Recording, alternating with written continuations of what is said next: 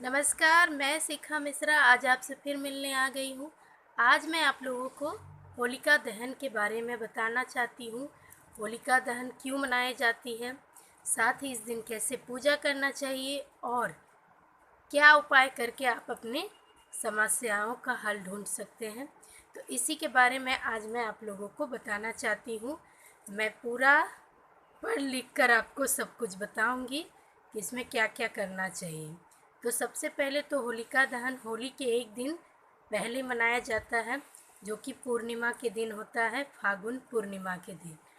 पूर्णिमा होने से इसका महत्व बहुत ज़्यादा बढ़ जाता है और इस रात्रि में जो लोग भी आ, कोई भी उपाय करते हैं तो वो अच्छा माना जाता है और कहते हैं कि इस दिन तांत्रिक सब भी अपनी सिद्धि करते हैं।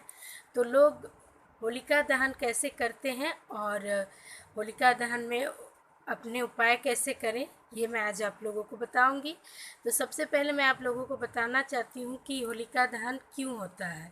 आप लोगों को सभी को पता है कि विष्णु भगवान के भक्त थे प्रहलाद, जो अपने पिता के खिलाफ जाकर विष्णु भगवान के पूजा करते थे, जिससे उनके पिता हिरण्यकश्यप उनसे बहुत नाराज रहते थे और उन्होंने ही अपनी बहन यानी होलिका को भक्त प्रहलाद को अपने ही पुत्र को दहन करने के लिए होलिका के साथ बैठाया था, क्योंकि होलिका को ये आशीर्वाद प्राप्त था कि कोई भी अग्नि में वो बैठ जाएंगे तो अग्नि उसे नहीं जलाएगा, उनके साथ जो रहेगा वो जल जाएगा।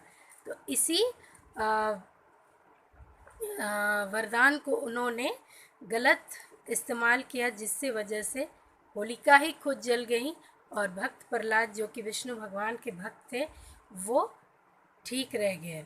आप सभी को ये कहानी पता है, लेकिन मैंने आप लोगों को बता दिया।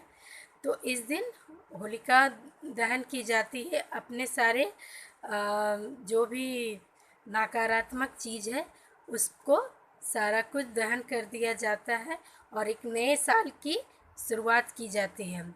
हिंदू पंचांग के अनुसार फागुन महीने में ही हिंदुओं का नया साल शुरू होता है, तो इसलिए इसे मनाया जाता है।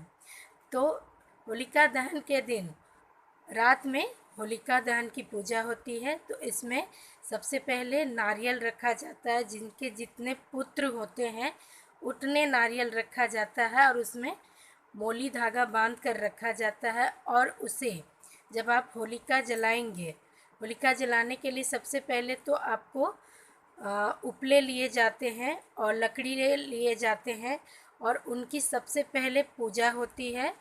गंगा जल, रोली, चंदन और उसमें जौ के फल लिए जाते हैं, गेहूं के कच्चे फल लिए जाते हैं, जो तने के साथ पत्तियों के साथ रहता है, उसको लिया जाता है और उनकी पूजा होती है। उसके बाद उसमें होली का रंग भी दिया जाता है। साथ ही उसमें जितने आपके घर के व्यक्ति होते हैं उनका एक एक कपूर, जो जलाने वाला कपूर होता है, उसको लिया जाता है और जब होलिका दहन होता है तो उस पर उसको दिया जाता है, जितने भी आपके सदस्य हैं उसको। साथ में उसमें कुछ लोग उस दिन गुजिया, लड्डू, शक्करपारे बनाते हैं, तो वो भी होलिका जब अग्नि प्रज्वलित किया जाता है तो उस पर डाला जाता है, ताकि ये जो है सीधे भगवान तक पहुंचता है, इसलिए इसको डाला जाता है। और अग्निदेव और होलिका से प्रार्थना की जाती है कि उनके सारे घर सुख शांति बनी रहे और उनकी जितनी भी समस्या हो वो ख़त्म हो जाए।